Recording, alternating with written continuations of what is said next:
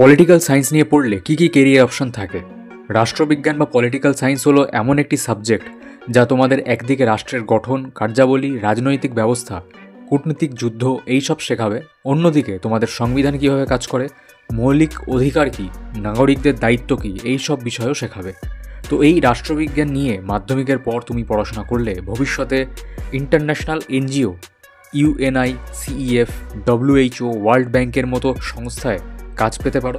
তার জন্য তোমাকে পলিটিক্যাল সায়েন্সে এমএ করতে হবে। এইসব সংস্থায় তোমরা মাসে 1.5 লাখ টাকা মতো স্যালারি পেতে পারো। দ্বিতীয়ত হচ্ছে ইন্ডিয়ান ফরেন সার্ভিস বা আইএফএসে বিদেশি কূটনীতিবিদ হিসাবে সরকারি চাকরি পেতে পারো। তার জন্য তোমাদের ইউপিএসসি এক্সাম দিতে হবে। এদের স্যালারি হয় মাসে 60 থেকে 1 লাখ টাকা পর্যন্ত। এর সাথে গাড়ি, বাড়ি, যাবতীয় খরচ সরকার বহন করে।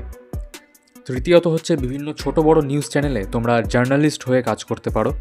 এতে নাম, যশ, খ্যাতি সবই পাওয়া যায় এবং এদের স্যালারি হয় মাসে 25,000 থেকে 60,000 টাকা পর্যন্ত। নাম্বার 4 হচ্ছে যারা ল নিয়ে পড়তে চাও তাদের বলবো মাধ্যমিকের পর অবশ্যই পলিটিক্যাল সায়েন্স সাবজেক্টটি নিতে, কারণ লতে পলিটিক্যাল সায়েন্স সাবজেক্টটি তোমাদের পড়তে হবে, তাই আগের থেকে একটা ধারণা থাকা প্রয়োজন। লয়ারদের স্যালারি প্রথম শুরুতে 15 বা 20,000 হতে পারে, কিন্তু অভিজ্ঞতা বা জ্ঞান বাড়লে সেটা 70 থেকে 1 লাখ টাকাও মাসে ইনকাম হতে পারে। নাম্বার 5, পলিটিক্যাল সায়েন্স নিয়ে পড়লে তোমরা কলেজ, ইউনিভার্সিটির লেকচারার বা প্রফেসর হতে পারবে, কিন্তু তার জন্য তোমাদের রাষ্ট্রবিজ্ঞানে গ্র্যাজুয়েশন করার পর এমএ কমপ্লিট করে নেট বা সেট এক্সাম দিতে হবে। এখানে তোমাদের স্যালারি মাসে 40 থেকে 70,000 বা তার বেশিও হতে পারে। আমি প্রধান 5টি চাকরির কথা এখানে বললাম, এছাড়াও আরও বেশ কিছু জায়গা আছে যেখানে তোমরা চাকরি পেতে পারো।